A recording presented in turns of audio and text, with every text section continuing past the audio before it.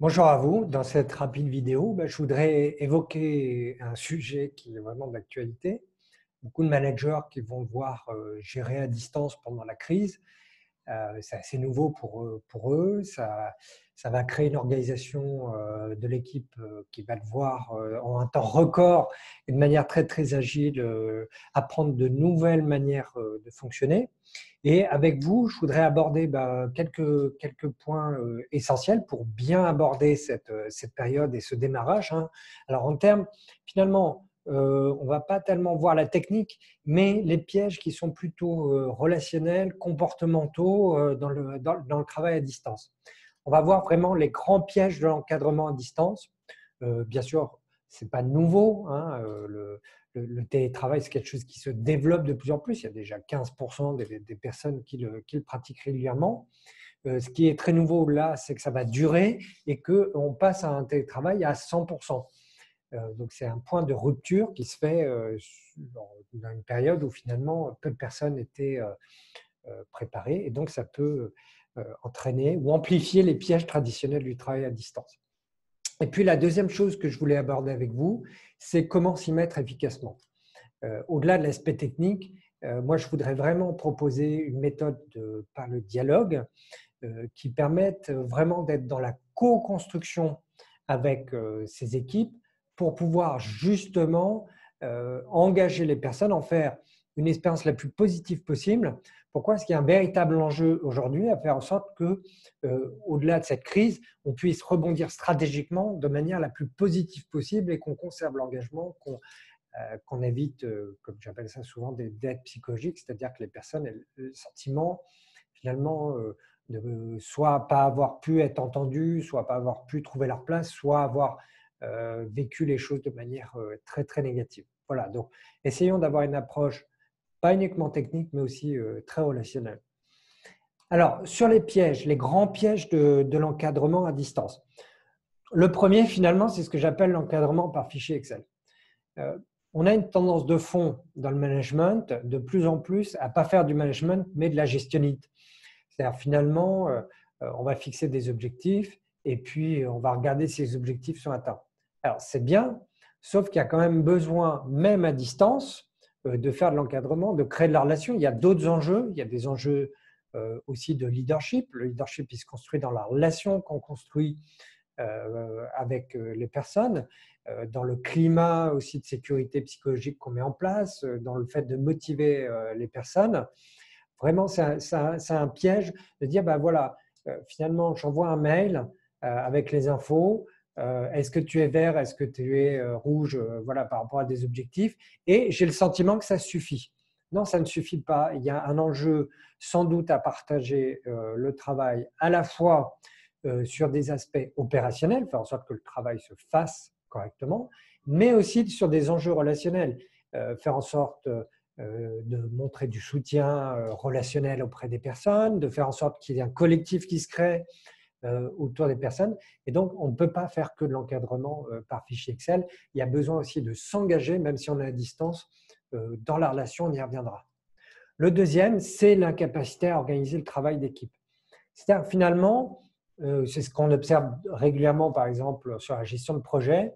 On va avoir des objectifs qui sont très macro, par exemple, finir dans les délais. Donc, on va être sur l'échelon et ça va être le seul objectif de l'équipe. Bon, finalement, c'est des objectifs qui sont très peu traduits en buts intermédiaires, qui sont très peu partagés, par exemple avec une charte des valeurs. Il y a très peu de choses qui sont faites sur la cohésion d'équipe, sur la prévention relationnelle. Et quand on est sur un travail à distance comme ça, si déjà on n'a pas d'objectif commun, qu'on n'a pas pu faire ce travail, mais c'est sûr que chacun va avoir tendance à faire en fonction de qui il est individuellement. Et donc le manager va avoir un double problème, c'est qu'il va traiter une somme d'individus et il n'y aura pas non plus d'intelligence collective, ce qui fait que ça va désorganiser le travail dans un premier temps. Donc il y a vraiment, j'alerte management sur le fait qu'il doit penser dès le départ sur comment j'organise le travail d'équipe, comment je fais en sorte qu'il y ait un lien très très fort. On verra sur l'aspect méthodologique, justement le fait de faire co-construire comment vous allez vous débrouiller, comment vous allez vous y mettre avec les équipes dans ce contexte-là, c'est une manière formidable d'entretenir justement, de faire en sorte qu'il y ait ce travail d'équipe. Le troisième piège peut-être, c'est l'évitement psychologique des situations humaines complexes. Effectivement, le travail à distance, il permet aussi de mettre à distance psychologiquement les émotions des autres, les émotions, les situations complexes. Et il est évident que dans la période actuelle, on va avoir tout un tas de situations extrêmement difficiles à gérer avec les équipes, leurs angoisses, des gens qui peuvent même décompenser psychiquement, des difficultés personnelles, des gens qui vont être en conflit et qui vont l'être encore plus comme une espèce d'escalade d'emails. Par exemple, on peut très bien voir des conflits en visioconférence ou en visio-réunion. Voilà, toutes ces dimensions humaines, elles sont là. Il est évident que le travail à distance peut augmenter la tendance naturelle d'un certain nombre de managers parce qu'ils sont plus à l'aise finalement sur la dimension technique. Souvent, un manager, il a été mis à une position de management parce qu'il est très bon expert. Ça permet cet évitement psychologique et cet évitement de l'émotion. Ce qu'on évite finalement, ce n'est pas tellement la situation, c'est l'émotion que ça provoque chez soi. Donc ça, c'est intéressant. C'est se poser la question du rapport qu'on a avec l'émotion, du rapport qu'on a avec la chose psychologique de manière générale. Il est évident qu'un bon manager, s'il veut surtout avoir du leadership, plus il va progresser, plus il va avoir une surface importante à gérer, plus il va devoir lâcher une dimension d'expertise et plus ça va devoir devenir un expert finalement sur les compétences relationnelles, sur l'animation, et il va avoir une certaine dose de psychologique, une certaine dose de maturité psychologique qui va être importante pour lui. Dernier piège, on l'a déjà, c'est la surcharge mentale et émotionnelle qu'un travail cognitif, un travail qui est dématérialisé peut entraîner. Pourquoi? Parce que vous pouvez travailler même dans les toilettes, vous pouvez travailler, alors en ce moment c'est peut-être aussi une manière de faire en sorte de pouvoir continuer à travailler quand on a les enfants, mais ce que je veux dire c'est que bien évidemment on peut ne plus pouvoir s'arrêter de travailler quand on a la capacité de travailler 24 heures sur 24, 7 jours sur 7. Donc, c'est un piège, une discipline à avoir pour vous, mais également avec vos équipes, de faire en sorte de ne pas entraîner de la surcharge mentale. C'est une course de fond. Les équipes peuvent être très fatiguées et être fatiguées au moment où il y aura un rebond, ça causera des difficultés au moins de perte d'efficacité, de présentéisme, voire même d'absentéisme. Le deuxième point, c'est qu'il va y avoir de la surcharge émotionnelle. Il est évident qu'on vit tous des choses compliquées déjà à titre personnel.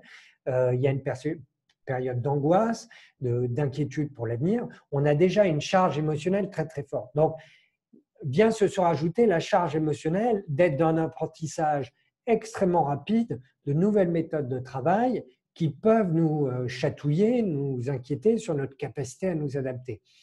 Je pense que c'est très important de pouvoir, notamment par exemple, le professeur Rimet l'a évoqué, le partage social des émotions, c'est-à-dire le fait d'avoir des temps dans lesquels on peut aussi parler de ses émotions. Justement, dans les milieux confinés, on sait qu'une des choses qui permet de pouvoir bien gérer le confinement, c'est d'avoir des espaces dans lesquels, on peut être soit tout seul, donc quelque part, pouvoir être qui on est, mais aussi pouvoir partager émotionnellement, et le débriefing psychologique est très important dans ce temps-là, ça fera partie de la méthode. Voilà, donc déjà, essayez-vous de vous poser la question sur est-ce que moi, je peux avoir un de ces pièges-là, voilà, et faites-le en conscience, à la limite, posez la question de confiance qui vous connaît un peu, qui pourrait un peu vous chatouiller, parce que c'est des pièges qui peuvent faire en sorte que ça se passe beaucoup moins bien en termes de management. Alors après, sur comment s'y mettre efficacement, moi, vraiment, je prône une méthode par le dialogue. Le fonctionnement en équipe, c'est avant tout une construction sociale dans laquelle il y a 3 dimensions systémiques qui sont extrêmement importantes pour faire en sorte que vous ayez un leadership positif, que ça se passe bien. 1, le respect du temps. Dans tout système humain, il y a une histoire, un présent et un futur. C'est-à-dire que la dimension du temps, elle est extrêmement importante dans la construction sociale d'un collectif. Donc, typiquement, là, vous avez une rupture, il y a des choses qui vont se vivre. Il y aura bien entendu un travail à faire sur qu'est-ce qu'on a vécu ensemble, hein, pour honorer finalement l'histoire commune. Il y aura aussi un travail d'analyse du présent et aussi un travail de projection ensemble, de construction d'un futur désiré. Ça, c'est très important parce qu'à chaque fois qu'on ne respecte pas la dimension du temps, on perd des points et il va y avoir tout un tas de tensions qui vont se mettre en place dans le collectif. Des tensions à gérer à distance, c'est quand même assez complexe. Les gens, vous ne les avez pas forcément… c'est plus dur de renifler ce qui se passe, entre guillemets, de pouvoir identifier s'il y a des tensions faibles. Donc, vraiment, c'est important de respecter cette dimension du temps. Le deuxième point, c'est la notion de la place. Chacun d'entre nous, on se pose la question de est-ce qu'on est utile et désirable socialement. C'est quelque chose qui est très structurant, hein, même pour un enfant. Donc, là, se pose la question de la place. Quand on est sur, finalement, Internet, sur le digital, il y a des discrets qui ne vont jamais s'exprimer. On va encore moins les entendre. Et d'autres qui vont être très mis en avant. Par exemple, une visio, quand on anime une visio, on peut très bien avoir ce point-là.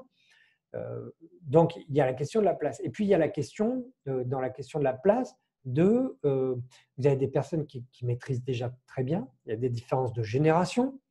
Il y a des personnes qui ne maîtrisent pas, qui ne sont pas à l'aise avec l'outil. Donc, forcément, ça va les renvoyer à la notion d'échec et de ne pas avoir sa place. Donc, il est très important d'avoir peut-être un petit travail de coaching avec chacun sur comment il sent les choses, comment il voit sa place. Voilà, c'est très important d'avoir cette dimension-là. Plus vous allez être sur une méthode par le dialogue, plus chacun pourra naturellement, par ce travail collectif, trouver sa place. Et votre rôle sera un rôle beaucoup plus de facilitateur.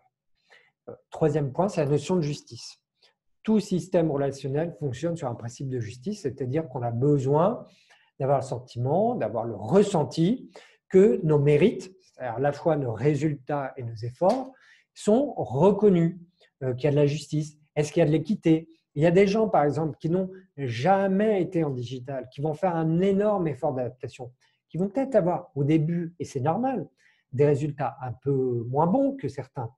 Mais finalement, ils ont eu beaucoup de mérite dans cette situation. Ils se sont adaptés vaillamment. Ça sera très important de pouvoir reconnaître aussi cet effort et cet engagement.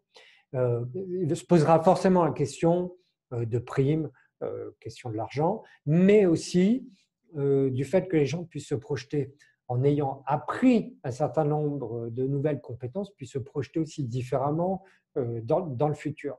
Donc, cette notion de justice, elle va être très importante. Est-ce que vous garantissez de l'équité? Il y a un point très important également, c'est l'exemplarité. Si vous demandez à vos collaborateurs de vous adapter, posez-vous la question, est-ce que vous vous adaptez? Est-ce que vous êtes au même niveau? Est-ce que vous montrez l'exemple? Est-ce que vous faites ce que vous demandez aux autres de faire? Ça, c'est très important. Et puis, il y a un dernier point, c'est le respect. Parce que sur le digital, comme on le voit sur les réseaux sociaux, et ça peut se passer aussi en équipe, on n'est pas avec la personne en face à face directement. On peut avoir tendance à outrepasser les normes de respect. Et donc, c'est très important dès le départ de cadrer aussi ces normes de respect.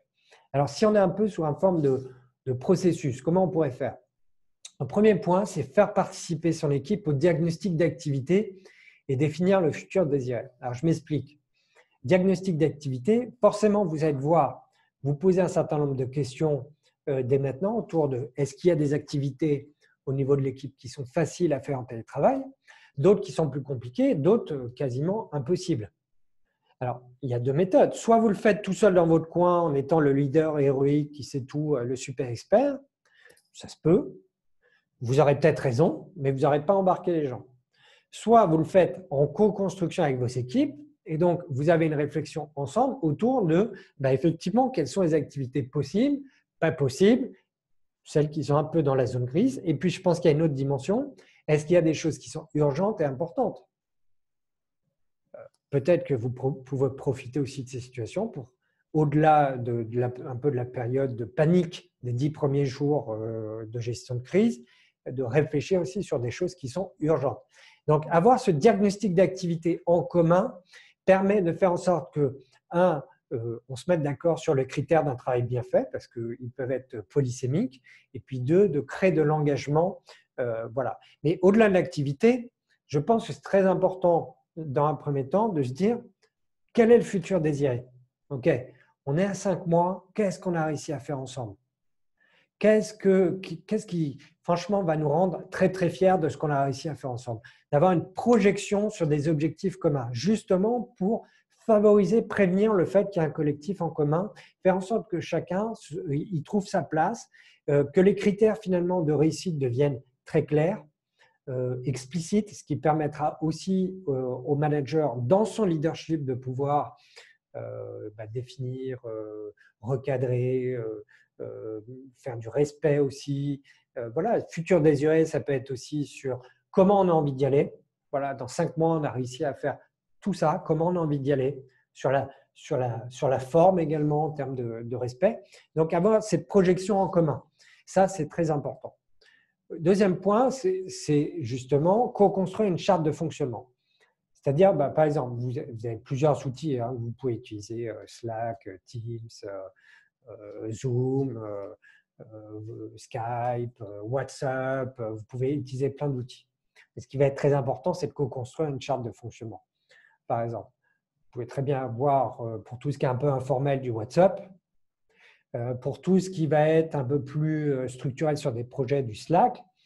Vous pouvez très bien dire, quand on a besoin de s'appeler très rapidement, on peut faire WhatsApp ou Skype. Et puis, quand on est sur des réunions en commun, on va être un peu plus sur Zoom, par exemple. L'autre point également, c'est comment on fonctionne. Parce que si tout le monde parle en même temps, si par exemple, on lance une idée que l'autre, par exemple sur WhatsApp, vous lancez un projet, on est dans l'informel. Vous pouvez avoir quelqu'un qui critique devant tout le monde, ça va créer des tensions. Donc, il y a vraiment à réfléchir sur comment vous fonctionnez ensemble. Est-ce que vous faites, par exemple, des réunions régulières ou pas?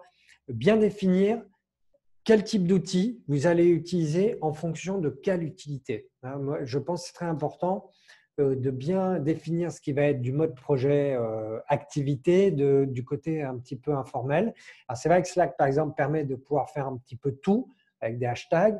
La difficulté, c'est que chacun comprenne ce que veut dire chaque hashtag. Donc, ça aussi, ça peut être l'objet d'une co-construction.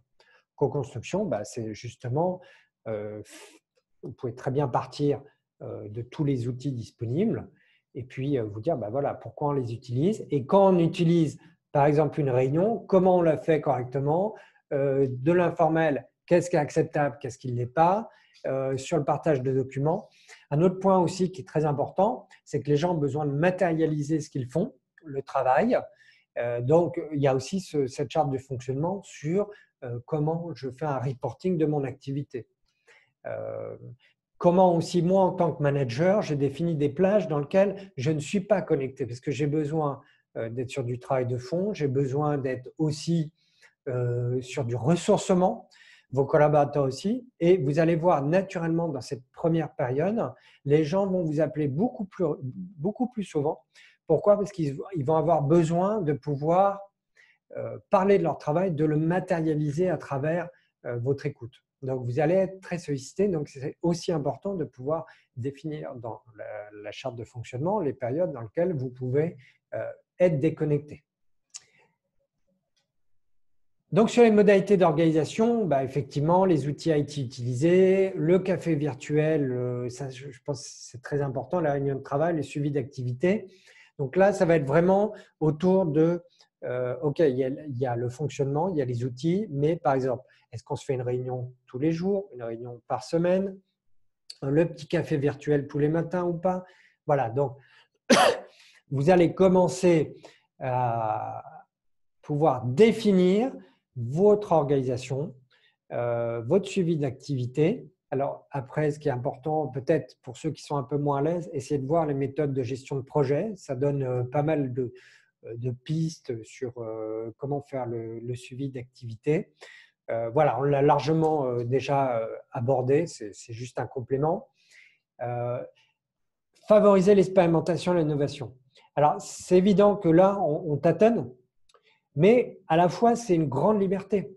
C'est à la fois un risque opérationnel, mais aussi une opportunité pour donner de la créativité. Donc, pourquoi pas, au départ, dans votre réflexion, vous dire, voilà, qu'est-ce qu'on a envie d'expérimenter dans les 20 prochains jours? Dans les 10 prochains jours, allez, Et on se donne un droit à l'erreur. On ne peut pas être perfectionniste dans une situation qui est dégradée, mais profitons-en. Il y aura sans doute un certain nombre de fruits extrêmement positifs qui vont sortir de ces expérimentations. Donc, donner aussi le droit aux équipes d'expérimenter. On apprend de deux manières, soit en copiant, ce qu'on appelle l'apprentissage social, c'est-à-dire on observe, on copie quelque chose, soit par essai-erreur. Voilà, donc aujourd'hui, si vous autorisez les équipes, elles vont faire des erreurs, certes, mais elles vont aussi énormément apprendre et elles vont prendre cette habitude d'être dans l'expérimentation, la co-responsabilité. Voilà, ça me semble essentiel. Donc, bien entendu, ça va chatouiller chez vous le fait que vous soyez plus ou moins perfectionniste et dans le contrôle, et donc que vous vous autorisiez plus ou moins ce niveau d'expérimentation. Un dernier point, je pense que dans votre management, il faut vraiment pouvoir organiser son accompagnement à la fois individuel et collectif. Il faut bien différencier, et déjà dans le management traditionnel, c'est très important de différencier les deux positions. Quand on est en collectif, on n'est pas dans du coaching. Souvent, ce que je vois en réunion, les gens sont en collectif, quelqu'un commence à parler, et en fait, ils vont répondre et ils vont commencer à finalement être dans une espèce de coaching pour essayer de convaincre la personne ou de la faire bouger. Et ça se fait en dehors de la réunion collective. Et c'est pareil sur une visio collective. On ne le fait pas en visio collective. Et le problème, c'est que, par exemple, pris par l'outil, vous avez par exemple, uniquement deux fenêtres qui s'ouvrent quand vous parlez. On peut très bien être dans une espèce de face-à-face, alors que finalement, on est encore dans une sphère collective. C'est une position basse, c'est une position d'écoute dans laquelle on essaie d'accompagner l'autre pour l'aider à prendre du recul, l'aider à progresser. Au contraire, quand on est en collectif, on doit être en position d'impact, c'est-à-dire on doit être très clair sur les messages qu'on veut délivrer, sur les accroches, sur ce qu'on doit dire, pas dire, sur les règles du jeu relationnel en début de réunion. Est-ce qu'on est en mute ou pas? Est-ce qu'on a le droit de poser des questions ou pas? Voilà, c'est une position d'impact. Donc, c'est-à-dire qu'il faut être clair sur vos messages, encore plus. Vous avez moins de temps, on ne peut pas faire de la réunionnite en visio. Il y a un moment donné, ça devient très fatigant. Il faut encore plus être efficace sur ce temps-là. Donc, raccourcir encore plus vos messages, mais vraiment travailler l'impact, c'est-à-dire quel type d'émotion je veux provoquer, est-ce que mon message est clair, est-ce qu'il est percutant, est-ce que je l'ai travaillé en amont, est-ce que je l'ai rédigé, est-ce que je suis suffisamment pertinent dans ce que je propose. Voilà, votre position d'impact, et bien entendu après, vous pouvez de nouveau être dans la co-construction et le dialogue. Mais déjà, bien travailler votre position d'impact. Et sur le coaching, tout simplement, vous aurez du coaching à faire. Vous pouvez très bien avoir des collaborateurs qui sont réactifs à la période, d'autres qui profitent finalement. Je vous donne une idée, vous avez quelqu'un qui commence à avoir des mauvais mots sur le chat un petit peu informel, vous le voyez ou on vous prévient. Ça, vous ne le traitez pas en collectif, vous le traitez en individuel et vous pouvez très bien le faire sous une visio comme que vous feriez un entretien. Voilà, donc il faut bien différencier les deux positions et attention à ne pas utiliser les moments collectifs pour pouvoir faire du traitement individuel. Et inversement, quand vous êtes en individuel, on est en position de coaching, c'est-à-dire on essaie de faire réfléchir son collaborateur. On n'est pas là pour faire l'impact et en permanence le secouer, surtout quand c'est en visuel ou voire pire au téléphone. Finalement, ça n'aura pas vraiment d'impact et vous allez perdre en légitimité, en leadership au fur et à mesure. Voilà. Si vous avez besoin d'aller plus loin, n'hésitez pas. Il y a plein de choses sur mes blogs, sur YouTube, sur le site Midori Consulting. Je suis en train de travailler sur une autre version, sur LinkedIn, Facebook, sur Twitter. Voilà, c'est du surdigital. Si vous avez du temps pour lire, j'en profite aussi pour rappeler mes ouvrages, dont le dernier, Développer votre leadership positif. Il y a plein de choses, je pense, des messages clés que j'ai pu proposer dans ce livre qui sont extrêmement clés aussi pour du management à distance, encore plus. parce que c'est la qualité finalement du leadership qui va faire que le management à distance va bien fonctionner ou pas. Voilà. Et si vous avez besoin de me contacter, n'hésitez pas. Avec mon équipe d'une quinzaine de consultants, on est à même d'accompagner vraiment les situations les plus complexes et souvent avec une approche pluridisciplinaire et globale. Donc, n'hésitez pas. En tout cas, je vous souhaite la meilleure santé possible, de bien vous porter. Voilà, j'espère que ça vous a été utile dans votre réflexion et je vous dis à bientôt.